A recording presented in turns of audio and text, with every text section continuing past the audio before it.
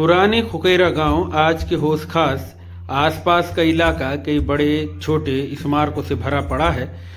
बड़े पेड़ों और आलीशान घरों से घिरे ये स्ट्रक्चर बीते समय के खामोश सबूत के रूप में खड़े हैं। आमतौर पर एक छोटे से बगीचे में कायम किया वह लोकल लोगों की अपनी भागदौड़ भरी रोज की जिंदगी से बाहर निकलने और थोड़ा रुकने के लिए जगह प्रदान करते हैं।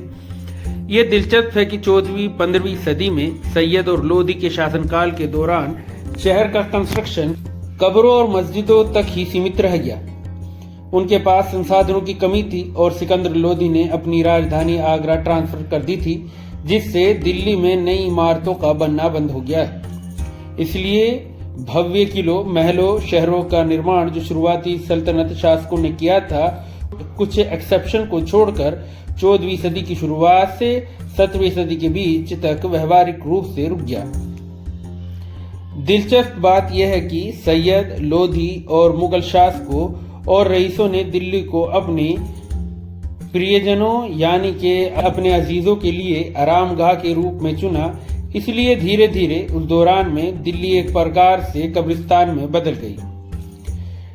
यह अजीब बात है कि इनमें से कुछ बड़े मस्जिदों और कब्रों को छोड़कर ज्यादातर मस्जिदें और कब्रें अपनी हालिया खूबसूरती बनाए जाने के बाद भी गुमनाम बनी हुई है।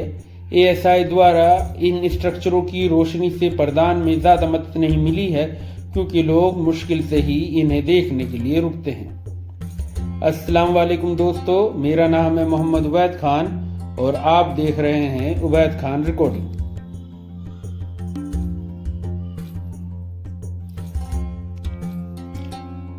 इस छोटी गुंबदनुमा इमारत जैसा कि इसके नाम से साफ है कि इसकी ऊंचाई कम है। यह खूबसूरत इमारत लोधी दौर 1451 से 1526 की संरचना या स्ट्रक्चर एक छोटे से बगीचे में खूबसूरती से खड़ा है। चौकोर छोटा मकबरा पूरी तरह से एक समान है और इसमें छोटे सजावटी कोठरियां हैं। इसका एरिया 8 स्क्वायर मीटर है और इसे मलबे की चिनाई से बनाया गया है और इस दौर के अन्य सभी स्ट्रक्चरों की तरह इस पर प्लास्टर किया गया है। सभी तरफ उभरे हुए आगे वाले हिस्से में बेशुमार नोकीले मेहराब हैं। एक गुंबद जिस पर खिले हुए कमल के पंख लगे हुए हैं इस स्ट्रक्चर को खूबसूरत बनाता है। एक सजावटी बेल और गुंबद के 8 साइड वाला आधार के कोनों से निकलने वाली छोटी मीनारों के निशान इसे एक सुंदर छोटी इमारत बनाते हैं। छोटी गुमटी एक मकबरा है और इसके भूले हुए अंधेरे अंदरूनी हिस्से में अनजानी कब्रें हैं, लेकिन ये मालूम नहीं है कि यहाँ किसे दफनाया गया था, क्योंकि इसका कोई हिस्टोरिकल रिकॉर्ड नहीं है, जो लोगों की आंखों के लिए बंद है। इसके बाहरी हिस्से में भी एक और कब्र है। ऊपरी हिस्से तक जाने के लिए सीढ़ियों वाला एक पतला रास्ता है, जहां से कोई गुंबद के चारों ओर जा सकता है और इलाके का खूबसूरत मंजर देख सकता है, लेकिन यह अब बंद कर दिया गया है।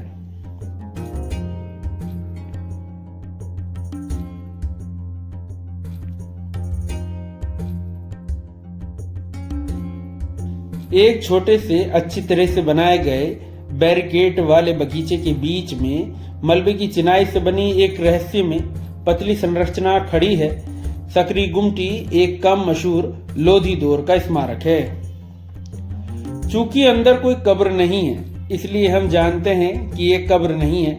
असलियत में इसके सभी 4 चेहरों पर एंट्री गेट मेहराब हैं, जिससे यह एक एंट्री गेट जैसा दिखता है। इसके अलावा इसके ईस्ट साइड यानी कि मशरिकी हिस्से में एक आधी टूटी हुई मलबे की दीवार है। जब ये दीवार पूरी होगी तो दूसरी तरफ से इमारत में दाखिल होना पूरी तरह से बंद होगा।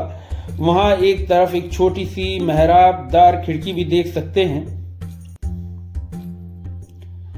दीवार किसने बनवाई और क्यों हमें नहीं मालूम।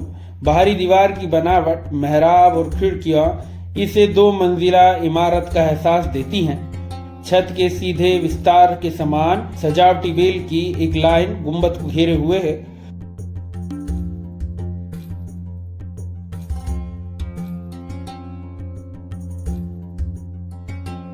गुंबद के अंदर जाने पर एक गोल गहरी गुंबद दिखाई देती है जिसके चारों तरफ मेहराबदार डिजाइन बनाए हुए हैं।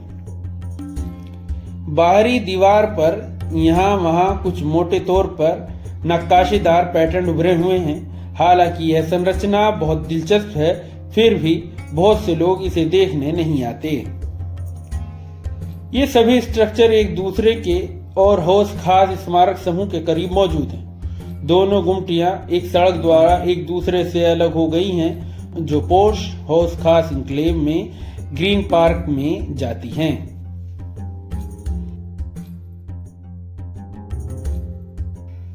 दोनों गुमटियों से थोड़ा चलने पर एक विशाल लेकिन शानदार इमारत दिखाई देती है। यह एक चौकोर मकबरा है जिसे 12 खंबा या 12 खंबों वाली गुंबददार इमारत के नाम से जाना जाता है।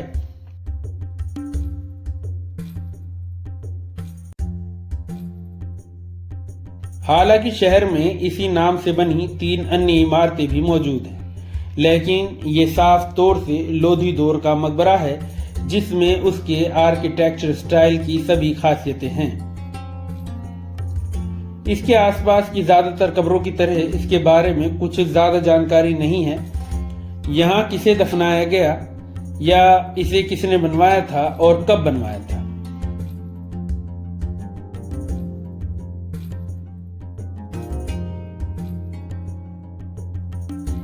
यह इमारत एक छोटे से अच्छी तरह से बनाए गए बगीचे के बीच में मौजूद है। इसके पास 2 छोटे लेकिन दिलचस्प स्ट्रक्चर हैं। प्रभावशाली गुंबददार चौकोर इमारत अलग अलग 12 खंभों पर टिकी हुई है और कोने ठोस पुष्टा वाली दीवारों की तरह दिखाई देते हैं। हालांकि अंदर से बाहर स्तंभों की गिनती की जा सकती है, जिसमें से कुछ के बीच दीवार वाली जगह है। एक वक्त था जब इमारत के अंदर बहुत सी कब्रें हुआ करती थी, जो काफी समय पहले समय की मार के कारण गायब हो गई थी। लेकिन परिसर में भारी पेड़ों की शाखाओं की छाया में अभी भी कई कब्रें हैं। इमारत के चारों कोनों पर 3 मेहराबदार दाखिल होने के दरवाजे हैं। एक टीले पर बनी ये इमारत 2 फुट 6 इंच के चबूतरे पर खड़ी है, जिसके टॉप पर एक आधी गोलाकार गुंबद है। मकबरे के अंदर इसकी गुंबद वाली छत दिखाई देती है जिस पर प्लास्टर नहीं हुआ है। इसमें पत्थरों से डिजाइन वाली मेहराबों को उभारा गया है।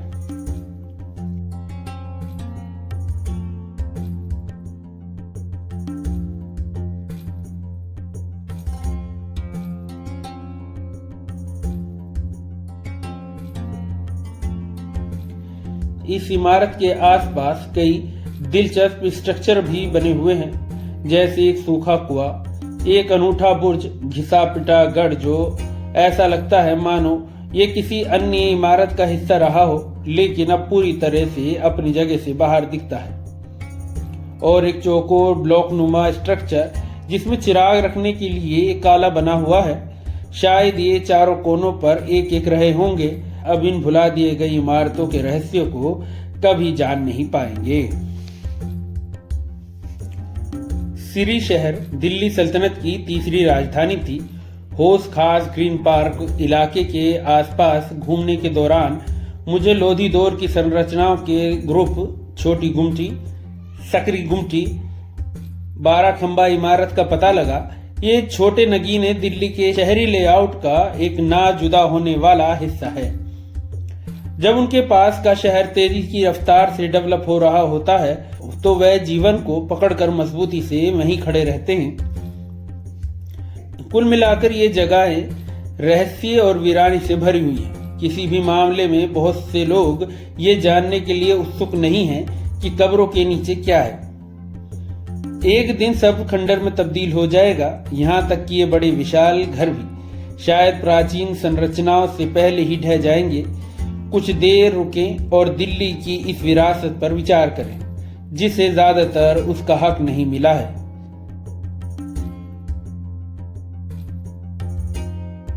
आज का ये ब्लॉग हम यही खत्म करते हैं। आपको हमारा ब्लॉग कैसा लगा हमें प्लीज कमेंट में बताएं। प्लीज चैनल को लाइक करें, सब्सक्राइब करें और आने वाली वीडियो को देखने के लिए हमारे बेल आइकन के बटन को दबाएं। शब्बा खैर। जय हिंद।